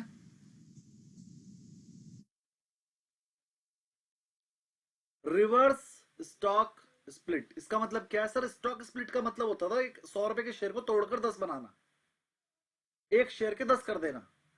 अब जो रिवर्स स्टॉक स्प्लिट होता है इसे कंसोलिडेशन भी बोलते हैं। कंसोलिडेशन का मतलब एक कंपनी के शेयर जो 10 रुपए का था उसे 10 शेयर को मिला के एक बना दिया, रिवर्स कर दिया स्टॉक स्प्लिट का, कंसोलिडेट कर दिया। 10 शेयर को मिला के एक बना दिया, 10 वाले 10 शेयर ले लिए, 100 वाला एक दे दिया। इस केस में भी ना तो आपकी बुक वैल्यू चेंज होती है ना मार्केट कैपिटलाइजेशन चेंज होती है, बस नंबर ऑफ स्टॉक कम ज्यादा हो जाते हैं, नंबर ऑफ शेयर पे फर्क पड़ता है। Consolidation of share to increase the stock price, से प्राइस इंक्रीज हो जाती है, by reducing the number of outstanding share कम हो जाते हैं। फॉर्मूला वही है जो पहले बताया था, आपकी बार डिवाइड कर देना। रिवर्स स्टॉक स्प्लिट का पॉजिटिव नेगेटिव सेम है जो उसमें बताया था, उसके उल्टे। बोनस इश्यू में आपको समझा चुका हूं, फ्री में शेयर देते हैं ये मैं आपको समझा चुका हूं। यहां तक किसी की कोई क्वेरी हो तो बोलिए, फिर मैं राइट शेयर पे आ रहा हूं। पढ़ते हैं। What is right share? Right का मतलब ये नहीं सही शेयर ना, यहां पर राइट का मतलब है अधिकार, आपका राइट ऐसे लेने का। तो ऐसा कहा गया है, मान लो किसी कंपनी को आपको कुछ फायदा पहुंचाना है, अपने शेयर होल्डर को डिविडेंड देना है, लेकिन कंपनी के पास डिविडेंड देने के पैसे नहीं है। भाई डिविडेंड तो कैश में दिया जाता है, मान लो कंपनी के पास कैश नहीं है, उल्टा उसे कैश की जरूरत है, तो उसे 2 काम करने थे। क्या? एक तो नए शेयर इशू करके पैसे चाहिए थे, फिर उसमें से कुछ पैसे अपने पुराने शेयर होल्डर को बांटने भी थे। तो कंपनी कहती है 2 काम क्यों करूं, पहले नए शेयर इशू करूं फिर पैसे वापस करूं। वो क्या कहती है, भैया मैं अपनी कंपनी का शेयर, मेरे 1,000 का चल रहा है मार्केट में, अगर आप लेना चाहते हो एग्जिस्टिंग शेयर होल्डर तो मैं अपना शेयर 900 रुपए में देने को तैयार हूं। 1000 वाला शेयर मार्केट प्राइस में थोड़ा कम करके इशू कर देती है, लेकिन ये कहती है कि इस शेयर को हर कोई नहीं खरीद पाएगा, जिसके पास मेरी कंपनी का शेयर पहले से होगा, मतलब एग्जिस्टिंग शेयर होल्डर ही खरीद पाएगा। तो जब कंपनी अपने एग्जिस्टिंग शेयर होल्डर को एक राइट देती है, राइट अधिकार देती है, इफ यू विश, अगर आप चाहो तो you can subscribe a new share eight a discounted price, ये आपके पास ऑप्शन है, कोई जोर जबरदस्ती नहीं है, चाहो तो ले लो वरना मत लो, जिसको लेना होगा वो ले लेगा। और रेशो भी वो खुद ही बताती है, भैया जिसके पास 1 शेयर होगा उसे 1 ही दूंगी, या फिर जिसके पास 5 शेयर होंगे उसे 1 दूंगी, या फिर किसी के पास मेरी कंपनी के 1000 शेयर होंगे तो 1 मिलेगा। बस वो कंडीशन कंपनी बताएगी, अगर वो कंडीशन आप सेटिस्फाई करते होंगे तो फिर आप उस कंपनी को उतने पैसे देकर वो शेयर ले सकते हो। 1000 वाला शेयर कंपनी आपको 900 में दे देगी, तो 900 रुपए देके वो शेयर ले लो। इस केस में आपके पास कंपनी के शेयर पहले से होने चाहिए। जैसे अडानी ने 24% डिस्काउंट में राइट इश्यू अनाउंस किया, अभी अनाउंस किया है, हाँ कुछ दिन बाद आने 24% डिस्काउंट में, बिल्कुल। और किसी को अगर अडानी के वो डिस्काउंट वाले शेयर लेने हैं तो पहले एग्जिस्टिंग शेयर होल्डर बनो, पहले ये वाला शेयर खरीद दो। 1 पे 1 दिया है सर कुमारेश जी? सर रेशियो नहीं मालूम है, 24% डिस्काउंट में दिया है राइट इश्यू का, बाकी कुछ मालूम नहीं। अभी रेशियो नहीं पता, मेरे हिसाब से कम 4 पे 1 देगा वो, 1 पे 1 नहीं मिलने वाला। अगर आपको वो वाले सस्ते वाले 100 शेयर खरीदने हैं तो पहले एग्जिस्टिंग 400 खरीदो, लेकिन राइट इश्यू अच्छा। खरीदने में हमें फायदा ही होता है। क्यों? खरीदोगे 900 कौन सा कंपनी दे रहा है?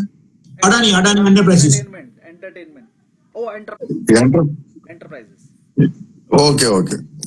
कल ही आई है न्यूज, कल आई थी। हाँ, तो अब मान लीजिए आपको कंपनी के शेयर खरीदोगे तो कम रेट में बिकेगा, पूरे रेट में। कुछ लोग ऐसे करते हैं, मैंने 400 अडानी मेरे पास पहले पड़े थे, मैंने 100 सब्सक्राइब कर दिए, अपने 400 में से 100 बेच दिए। भाई 100 तो सस्ते में आ ही रहे, 100 महंगे में बेच दिए। ऐसा भी करते हैं लोग। या किसी के पास मान लो 10,000 शेयर थे अडानी के, 10,000 के बदले मान लो कंपनी ने कहा कि तुम 5,000 और ले सकते हो, उसने 10,000 में 5,000 तो लिए, उन्होंने 3,000 ले लिए और 3,000 अपने एग्जिस्टिंग वाले बेच दिए। तो क्या करा, एग्जिस्टिंग वाले 1,000 में बेच दिए और 3,000 नए सब्सक्राइब कर दिए 6,000 में से, तो वो 900 में मिल गए, 100 रुपए बुक हो गए। मार्केट में रेट गिर भी गया तो उसे कोई टेंशन नहीं, उन्होंने तो आज ही बेच दिए। तो देखो ये सब करते हैं। सबसे ज्यादा फायदा राइट शेयर में ही होता है। बोनस में कोई फायदा नहीं होता, पैसे उतरेंगे उतने। स्प्लिट में कोई फायदा नहीं होता, कंसोलिडेशन में कोई फायदा नहीं होता, लेकिन राइट इशू में फायदा होता है, क्योंकि आपको डिस्काउंटेड प्राइस में मिलता है, डिफरेंस अमाउंट आपको मिल जाती है। सर वो रेशियो आ गया है sir, 3 shares for every 25 shares held sir, Adani enterprises. Right issue at 1,800 rupees, 3 shares for every 25 shares held। लो, मैं तो 5 को 1 बोल रहा था, इसने तो 25 वालों को 3 दिए, लगभग 8 पे 1 मिला। हाँ 25 वालों को सिर्फ 3 शेयर मिलेंगे। अगर किसी के पास 100 शेयर हैं तो उसे सिर्फ 12 ही मिलेंगे। हाँ, आज का रेट है 2484, वो 1,800 रुपए में मिलेगा। 600 और 25% डिस्काउंट पे मिल रहे हैं, लेकिन 40% सर। नहीं, अगर 25% हुआ, 24% 24-25% हुआ डिस्काउंट। हाँ जी, तो आगे बढ़ते हैं, थोड़ा सा इसके बारे में पढ़ लेते हैं, किसके, राइट शेयर के। राइट इशू क्या करता है? Offer to existing share holder, एक तो शेयर होल्डर को दिया जाता है to purchase additional shares at a discounted price before offering them to the public. Public नहीं ले सकती, आप लोगे। फॉर्मूला क्या है इसका? वही वाला, right price equal to old shares into old price,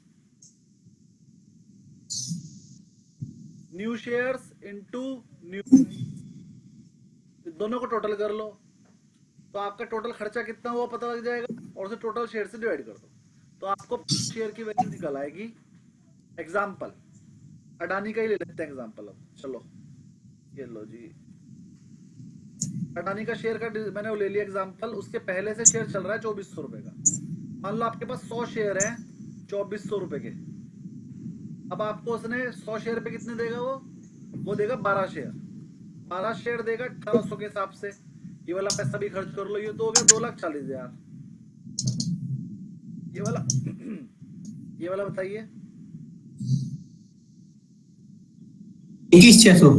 1800 के भाव में, 1800 के भाव में 261,600 डिवाइडेड बाई कर दोगे 112, बताओ कितना आया?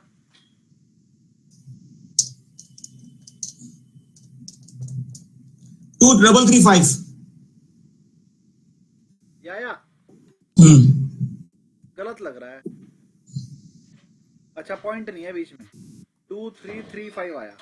हाँ बराबर। अब अगर आप मान लीजिए आपके पास अभी के टाइम पर आपके पास 100 शेयर हैं, तो उसकी वजह से आपको 12 शेयर मिल जाएंगे, तो आपकी जो एवरेज कॉस्टिंग हो जाएगी वो हो जाएगी 2,335। लेकिन अभी रेट क्या चल रहा है? 2400। तो 2,335 इसमें से लेस करो, 65 पर शेयर का आपको फायदा है। अगर आप इसको सब्सक्राइब करते हो तो 65 रुपये पर शेयर का आपको फायदा है।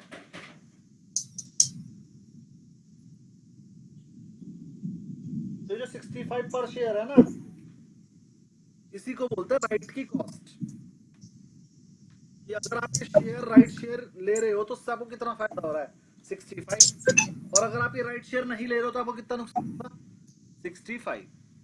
अब सोचिए, बंदे ने राइट शेयर ले लिया, उसकी कॉस्टिंग हो जाएगी 2,335, और जिस बंदे ने राइट शेयर नहीं लिया होगा उसकी कॉस्टिंग रहेगी 2,400।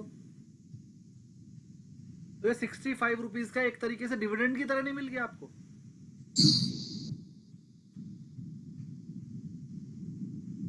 ये 65 डिविडेंड ही सर एक तरह से। हाँ जी, डिविडेंड ही एक तरह से सर। हाँ 65 रुपीज का डिविडेंड एक तरीके का, लेकिन कैश में। हाँ। एक और चीज, अच्छा कौन कौन कहता है सर ये राइट इश्यू होने के बाद 2400 वाला शेयर हो ही 2365 का जाएगा? सर शेयर प्राइस तो घटेगी, इतना नहीं होगा लेकिन कम ज्यादा हो सकता है, लेकिन आज ही उसने 5% बढ़ाया है सर, 2310 का ही भाव था सर। अब देखिए ये वाला न्यूज आने से ही 5% बढ़ गया। अब ये इस चीज पे डिपेंड करता है कि कंपनी की शेयर की डिमांड कितनी है, लोग बेचना चाह रहे हैं कि नहीं। ऐसा कुछ नहीं कि इसका प्राइस घटेगा, ये एक्चुअल प्रॉफिट है, 65 रुपए आपको मिलेगा। लेकिन जो कंपनियों में थोड़ी सी प्रॉब्लम ज्यादा रहती है या प्रमोटर स्टेक बेचना चाहता है तो बाद में वो एडजस्टमेंट करके प्राइस वहीं आ जाता है। लेकिन ये उन केस में है जहां पर मतलब ज्यादा है, लोग ज्यादा बेचना चाह रहे हैं उस कंपनी को, है ना, जिसके प्रॉफिट बेकार आ रहे हो, उस तरह की चीजें।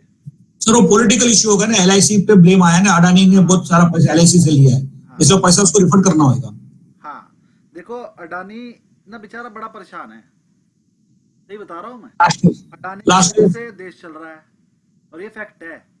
अगर मान लीजिए अडानी को गुस्सा आ गया, क्या गुस्सा आया, अरे दिमाग खराब कर दे इस कांग्रेस की ऐसी की तैसी और बीजेपी की भी ऐसी की तैसी। अब उसने क्या करा, कुछ नहीं करा, अडानी एंटरप्राइजेस को इंडिया में कर दिया क्लोज, चाइना में कर लिया ओपन। नाम क्या रखा, अडानी एंटरप्राइजेस। और अडानी एंटरप्राइजेस जो चाइना वाली है उसने अपनी एक कंपनी बनाई, उसने अपनी एक ब्रांच बनाई इंडिया में, और जैसे वो काम कर रही थी अभी वैसे ही काम करने लगे। अभी तक वो इंडिया की कंपनी थी, इंडिया के हिसाब से काम कर रही थी। अब वो चाइना की कंपनी हो जाएगी, उस पर चाइना के हिसाब से डीटीए लगेगा, डबल टैक्स अवॉइडेंस एग्रीमेंट, उतना टैक्स नहीं देना पड़ेगा उसे जितना वो इंडिया में दे रही है। लेकिन तो दो जगह टैक्स देना पड़ेगा, इंडिया वाला भी देना पड़ेगा तो चाइना वाला देना पड़ेगा। लेकिन इस टेंशन से उतर जाएगा कि कांग्रेस, बीजेपी, एनआरआई हो जाएगा, अब तुम हाथ भी नहीं लगा सकते उसे। जरा सा गुस्सा आ गया ना तो इंडिया खत्म हो जाएगा। इंडिया का 14% टैक्स देता है अडानी, टोटल टैक्सेशन का 14% तो अकेला दे रहा है।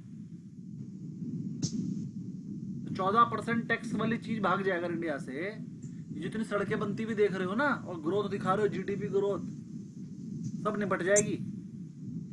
सर मेन तो उनका पोर्ट्स का बड़ा बिजनेस है, पोर्ट्स सर। अरे हर चीज का ही है भैया, अडानी के पैनल नहीं देख रहे आप, पूरा रिन्यूएबल एनर्जी सेक्टर भाई साहब पूरे इंडिया को सबसे आगे पहुंचा दिया उसने अकेले ने, सीमेंट और उसमें सब में सर। फिर अगर अडानी भाग जाए यहाँ से, फिर इस राहुल गांधी को उल्टा लटका लेना, निकाल भाई पैसे, 14% कहां से लाएगा, बहुत गाली दी तूने उसे।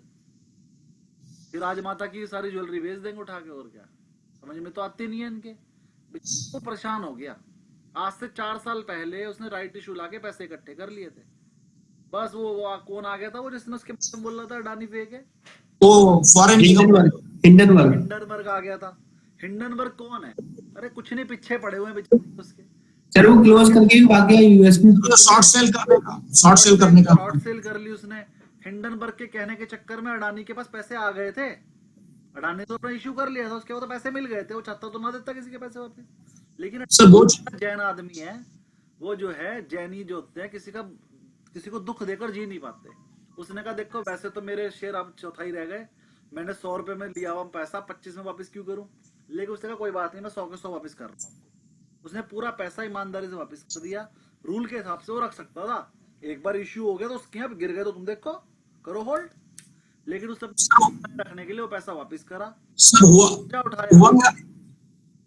क्या इजराइल में जो उसने पोर्ट बनाया ना सर, उसके कारण ये सब लफड़ा हुआ सर। हाँ, और ये कांग्रेस वाले नहीं चाहते कि इंडिया और इजराइल एक साथ काम करे सर। कांग्रेस वाले तो कुछ चाहते ही नहीं, वो तो ये चाहते हैं देश बर्बाद हो जाए, जिससे कि हम ये कहते हैं मोदी ने देश बर्बाद कर दिया। उन्हें इससे फर्क नहीं पड़ता देश बर्बाद हो जाएगा, उन्हें इस चीज से फर्क पड़ता है कि जब तक मोदी है तब तक देश का उद्धार नहीं होना चाहिए, वरना हम क्या कहेंगे, मोदी ने देश बनाया। देखो फैक्ट भी है, अगर वो मोदी करता रहेगा सारे काम तो बेचारे कभी आ ही नहीं पाएंगे वापिस। तो देखो अपना, इनको कैसे भी पावर में आना है। हाँ तो खैर आगे बढ़ते हैं, इस चीज को छोड़ के। तो गाली नहीं देनी चाहिए मेरे हिसाब से, इतनी ज्यादा तो नहीं देनी चाहिए कि बेचारा वो परेशान ही हो जाए। जब भी उसके पास पैसे आने की बात होती है ये नया बखेड़ा ले आते हैं, अब एलआईसी से भी पैसे लेने दे रहे थे।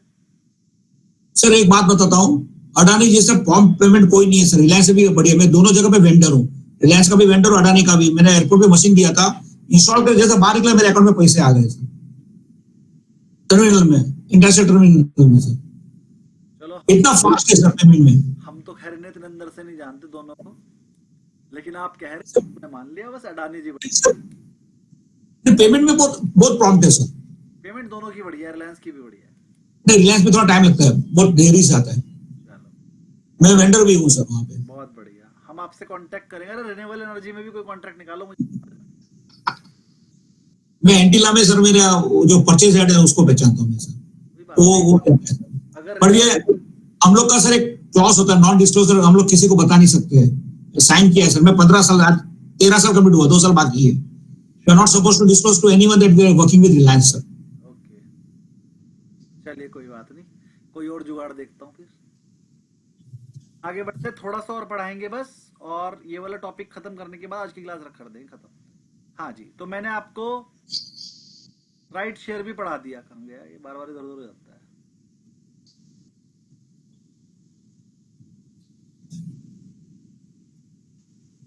Page number 235। हाँ जी, अब मैंने आपको राइट बता दिया।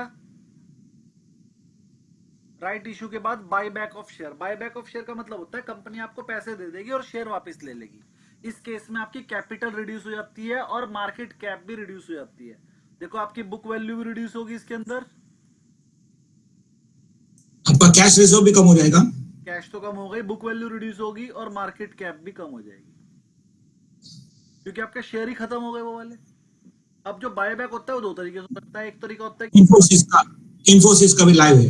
हाँ, एक तरीका तो ये है ओपन मार्केट बायबैक, मतलब शेयर मार्केट में जाके कंपनी अपना ही शेयर खरीद ले और फिर उसे कैंसिल कर दे, उसे बोलते हैं ओपन मार्केट बायबैक। दूसरा होता है tender offer. Company tender offer लाती है, मान लो मार्केट में रेट चल रहा है 2000, कंपनी कहती है भैया मैं 2100 में खरीद लूंगी, जो बेचना है बेच दो, जिसको बेचना है। तो फिर कंपनी जब 2000 के शेयर को 2100 में खरीदेगी तो कोई भी बेच देगा, तो वो कंपनी खरीद लेती है, उसे बोलते हैं टेंडर ऑफर बायबैक। इम्पैक्ट क्या होता है, इससे अर्निंग पर शेयर बढ़ जाती है। किस किस को पता है अच्छा अर्निंग पर शेयर कैसे बढ़ेगी?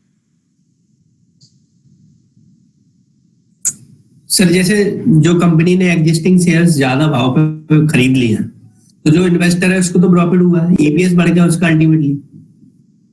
ईपीएस से क्या मतलब है? उस ज्यादा वाले प्रॉफिट का। ईपीएस मतलब अर्निंग पर शेयर, जो कंपनी का प्रॉफिट है उससे मतलब है। शेयर इसका हमारा sir share number of share घट जाएंगे तो ज्यादा प्रॉफिट होगा ना, ईपीएस ज्यादा हो जाएगा। बद्रीनारायण जी बताइए क्या कह रहे हैं आप? Same answer. The profit versus share EPS means the profit remains same, shares will reduce. Very good. मैं थोड़ा सा और इलेबोरेट कर देता हूँ आपके लिए। सर एक चीज और है, मान लीजिए एक मिनट, बस एक मिनट। मान लीजिए कंपनी का नेट प्रॉफिट 100 करोड़ है और कंपनी के नंबर ऑफ शेयर मान लीजिए जो है 101 करोड़ थे, तो ईपीएस कितना आ गया? 100 रुपए। और मतलब आपको पता है net profit divide by number of share. अब कंपनी ने थोड़े से शेयर को बाय बैक कर लिया, मतलब खत्म कर दिया। प्रॉफिट तो कंपनी का 100 करोड़ ही है, लेकिन नंबर ऑफ शेयर रह गए 80 lakhs।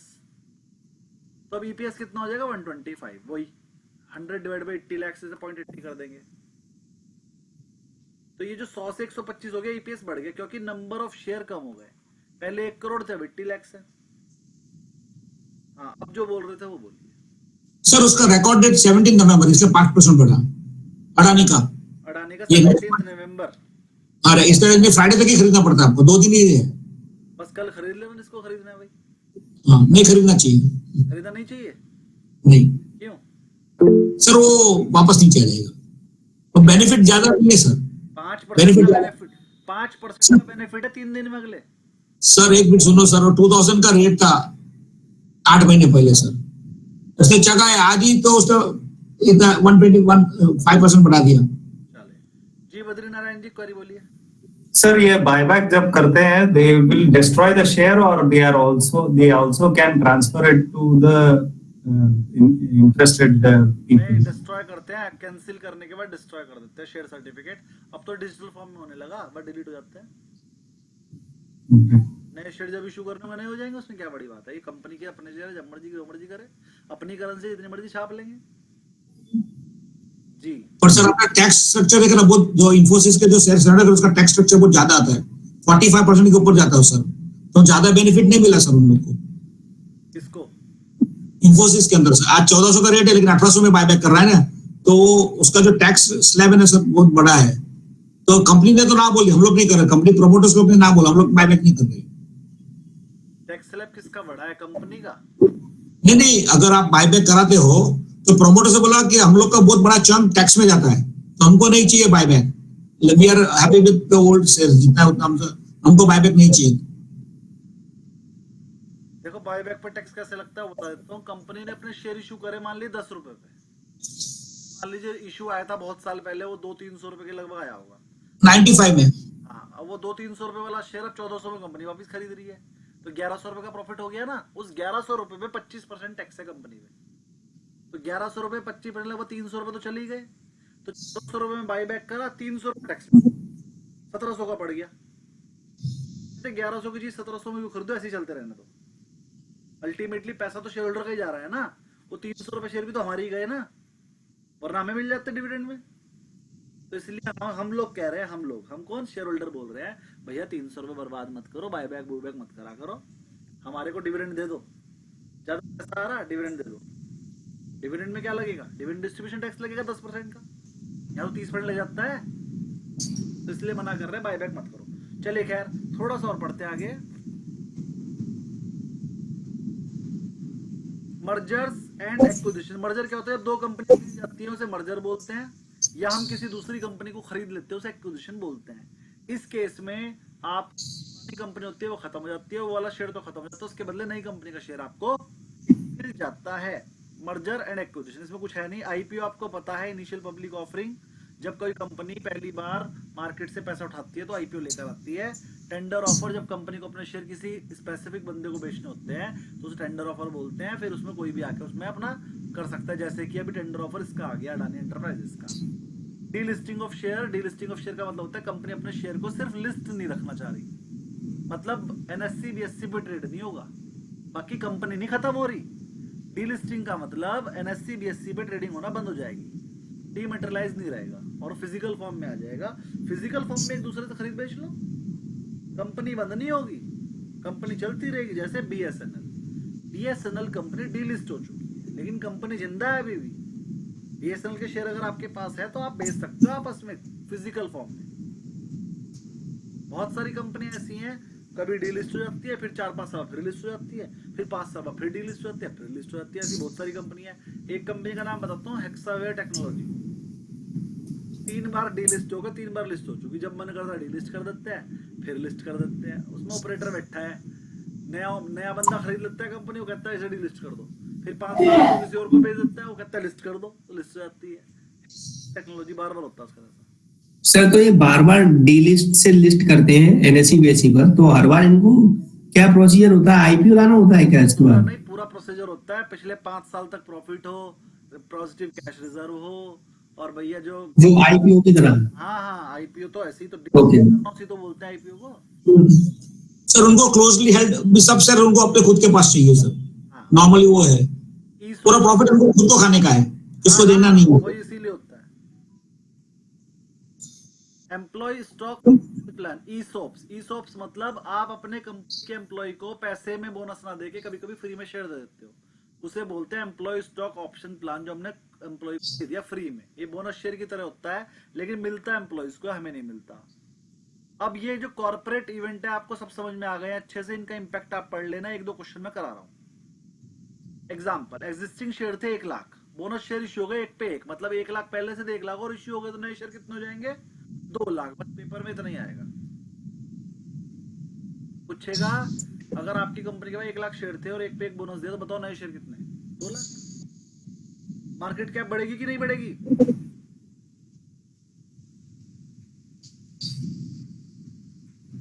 नहीं बढ़ेगी सर। वेरी गुड, नहीं बढ़ेगी। ठीक है रामू जी, वेरी गुड। अगर आपने बोनस शेयर इशू करे, उससे मार्केट कैप पे कोई फर्क नहीं पड़ता है, क्योंकि 1 लाख के बदले 2 लाख शेयर हो गए, लेकिन प्राइस भी तो आधा हो जाएगा, तो मार्केट कैप पे फर्क नहीं पड़ता है। बुक वैल्यू पे फर्क पड़ता है क्या बोनस शेयर से? सर बुक वैल्यू तो फिक्स ही रहती है, केवल इसके फाइनेंसेस में कंपनी की स्ट्रांग हो जाएगी, फाइनेंसेस कंपनी के, क्योंकि वो उनके पास कैश उनके पास ही रह गया और नंबर ऑफ शेयर्स आपका बढ़ जाता है, वही है तो। अरे बुक वैल्यू पे फर्क पड़ता है कि नहीं? बुक वैल्यू में बोनस शेयर पहले 1 करोड़ की बुक वैल्यू, अब 2 करोड़ हो गई, 1 करोड़ के बोनस शेयर भी आ गए,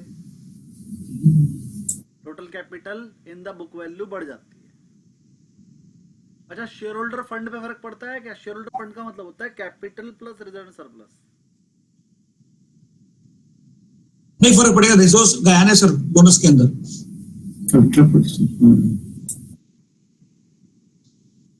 कंपनी का पहले कैपिटल थी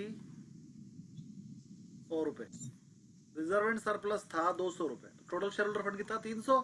अब कंपनी ने 100 रुपए का बोनस दे दिया तो 200 में से 100 हो गए और ये 100 बढ़कर 200 हो गए, तो अब भी तो 300 ही है। तो शेयर होल्डर फंड पे भी फर्क नहीं पड़ता क्योंकि पहले भी शेयर होल्डर फंड उतना ही था अब भी, क्योंकि जब हम बोनस इशू करते हैं तो रिजर्व एंड सरप्लस कम हो जाता है और कैपिटल बढ़ जाती है, तो अल्टीमेटली गया तो उसी में से है ना, शेयर होल्डर फंड तो उतना ही रहेगा। शेयर होल्डर फंड का मतलब capital plus reserve and surplus, formula मैंने याद करवाया था। तो पेपर में इनमें से कोई सा भी क्वेश्चन आ सकता है, अगर आपको फॉर्मूला याद होगा तो आप आंसर सही लिखाओगे, वरना आकर कहोगे ना इसमें 15 बहुत हार्ड है। सर जो आपने बताया था फॉर्मूला एक बार वो बताएंगे please. Capital plus reserve and surplus minus expenses अगर कोई हो तो,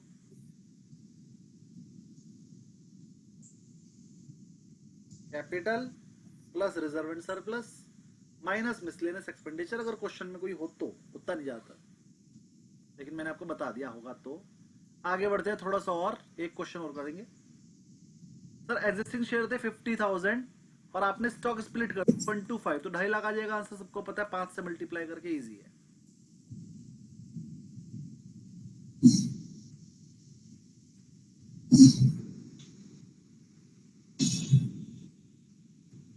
थोड़ा सा ही बच्चे से पूरा कर रहा हूं।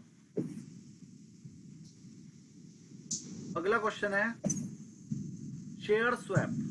देखो जब भी कंपनी किसी कंपनी को खरीदती है या कंपनी बोनस शेयर देती है तो एक स्वैप रेशो होता है कि भैया मैंने तुम्हारी कंपनी को खरीद लिया, तो तुम्हारे जैसे टाटा अभी एक कंपनी को मर्ज किया था, जैसे अंबुजा सीमेंट को खरीद लिया था अल्ट्राटेक ने, तो ऐसे ही आपने इंडिया सीमेंट को खरीद लिया था अंबुजा ने और अल्ट्राटेक ने, तो वो कंपनी का शेयर के बदले अल्ट्राटेक के शेयर मिले थे, ठीक है। जैसे अभी आपको टाटा मोटर के बदले, टाटा मोटर के शेयर के बदले टाटा मोटर पैसेंजर व्हीकल और टाटा मोटर कमर्शियल व्हीकल के शेयर मिले हैं, तो एक स्वैप रेशो होता है भाई, तेरे एक शेयर के बदले जो 2 शेयर टाटा मोटर पैसेंजर के मिलेंगे और 3 शेयर उसके मिलेंगे, तो एक स्वैप रेशो होता है ना कि 1 के बदले 3 मिलेंगे या 3 के बदले 2 मिलेंगे, उसी को बोलते हैं स्वैप रेशो। किस रेशो में मिलेंगे, तो वही वाला क्वेश्चन करा रहा हूं मैं, स्वैप रेशो वाला। A share swap is a corporate action where share holder exchange their existing share in one company for company in other company. कह रहा है एक कंपनी के शेयर आपसे वापस ले लिया जाता है और नई वाली कंपनी के आपको दे दिया जाता है। इस प्रोसेस को कॉमनली यूज ड्यूरिंग मर्जर के केस में होता है, एक्विजिशन के केस में होता है और टेक ओवर के केस में भी होता है और डी मर्जर के केस में भी होता है। डी मर्जर मतलब जब एक कंपनी की 2 बन जाए, जैसे टाटा मोटर के साथ हुआ, टाटा मोटर एक कंपनी थी उसकी 2 बना दी, एक पैसेंजर व्हीकल एक कमर्शियल व्हीकल, तो इस केस में आपको शेयर स्वैप रेशो मिलता है। वो स्वैप रेशो से कैसे करते हैं वो एग्जांपल में पढ़ लो यार। एक कंपनी का शेयर प्राइस था 200 रुपए का, एक कंपनी बी थी उसका शेयर प्राइस था 100 रुपए का, दोनों मिल गई और स्वैप रेशो मान लीजिए क्वेश्चन में बताया हुआ है आपको 1:2, मतलब ये 2 शेयर के बदले 1 शेयर मिलेगा, तो बस स्वैप रेशो निकाल दो। For every 1 share of the company B share receive 0.5 share of the company A, मतलब 2 के बदले 1 मिलेगा या 1 के बदले आधा मिलेगा, बात सेम है, ठीक है जी। कभी कभी वो स्वैप रेशो शेयर्स में होता है तो कभी कभी डेट में भी होता है, डिबेंचर भी मिल जाता है, बात सेम है, जो मर्जी स्वैप कर लो। क्वेश्चन करोगे तो समझ में आ जाएगा। चलो करते हैं। कंपनी ए ने बी को खरीद लिया, किसने खरीदा, कंपनी ए ने, तो बी कंपनी तो खत्म हो जाएगी, तो बी कंपनी के शेयर होल्डर को क्या मिलेगा, ए कंपनी का शेयर मिलेगा। कैसे मिलेगा, ए कंपनी का शेयर प्राइस था 400, बी कंपनी का शेयर प्राइस था 200, तो बी वाले को कहा भाई तू अपने 2 शेयर दे 200 वाले, तो 400 वाला 1 मिल जाएगा। तो स्वैप रेशो कितना हो गया 1:2। 1:2 का मतलब आधा, 1:2 का मतलब आधा, 1:2 रेशो को वैसे लिख लेते हैं तो हमें पता लग जाएगा भैया आधा शेयर मिलेगा 1 के बदले। इजी निकला कैसे, ये 200 डिवाइड बाई 400 करके, बी कंपनी का share divide by A company का शेयर। जो कंपनी खत्म हो रही है उसे ऊपर रख देना और जो बची हुई कंपनी है उसे नीचे रख देना, अपने आप पता लग जाएगा स्वैप रेशो क्या है। इसमें इंपॉर्टेंट बात यह है कि जो कंपनी खत्म हो रही है उसे ऊपर रखना है न्यूमरेटर में।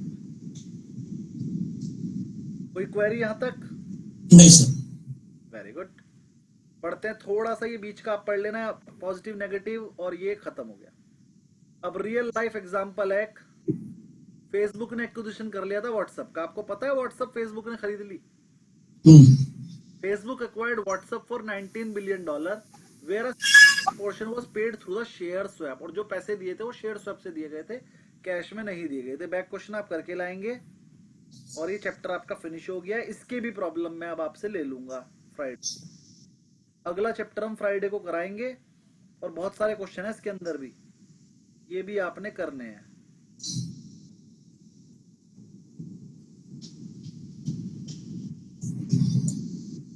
सारे हो जाएंगे आपके। डीसीएफ अप्रोच मैं कराऊंगा अब।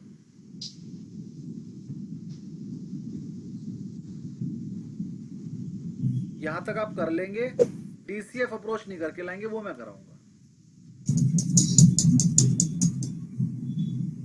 ठीक, 100 पेज और बचे हैं बस। 237 पेज तक हमने कर लिया है, 326 में से लगभग 90 पेज और बचे हैं। देखा जाए तो 75% कोर्स कंप्लीट हो गया है, 25% बचा है। और अब मेरे लास्ट के चैप्टर में स्पीड शुरू के चैप्टर से तेज रहेगी, ये आपको दिख भी रहा होगा। तो उतना टाइम नहीं लगेगा, इतना टाइम लग गया। हमने आज शायद 24वीं क्लास करी है, 24th या 28th करी है 75% कोर्स के लिए, यानी कि 25% कोर्स में 9 क्लासेस और लगेंगी, 9 की जगह 5 ही लगेंगी, क्योंकि स्पीड तेज रहेगी। तो वही हर बार की तरह 30 क्लासेस में कोर्स पूरा हो जाता है।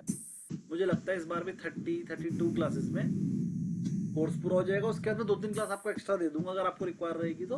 पता ऐसा नहीं है कि 30 में खत्म करना है, मैं 30-36 तक कर लूंगा, कोई दिक्कत नहीं। सर इसके बाद साथ साथ में सारे फाइनल एक कंसोलिडेशन उनका फिर मॉक टेस्ट भी होंगे, ऐसा कुछ होता है क्या? पहले मॉक टेस्ट ये तो दे दो, जो दे दिए दे देंगे, मुझे क्या प्रॉब्लम है। ये तो सारे दे चुके हैं। ये वाले मॉक टेस्ट दे दीजिए। देखिए, आप मेरे से जितना कहोगे मैं उतना पढ़ाता रहूंगा, मुझे कोई प्रॉब्लम नहीं है। मॉक टेस्ट बनाने में कोई बड़ी बात नहीं है। मॉक टेस्ट नहीं भी बनाऊंगा तो एक शीट बना कर दे दूंगा, आप सॉल्व कर लेना, आंसर चेक कर लिया करेंगे। वो कोई बड़ा काम नहीं है मेरे लिए बना के रखना। मेरे पास इतना बड़ा क्वेश्चन बैंक बना हुआ है, पहले से मैंने आपको दिया नहीं। पहले तो ये बुक में इतने सारे क्वेश्चन, यही सॉल्व कर लो, ठीक है? फिर मैं आपको तरीके बता दूंगा और कहाँ मिलेंगे क्वेश्चन। ये तो करते आ रहे हैं सर साथ साथ। हाँ कर रहे हो, लेकिन प्रॉब्लम नहीं आ रही तो कैसे कर रहे हो समझ में नहीं आ रहा। देखो चलो कोई बात नहीं। तो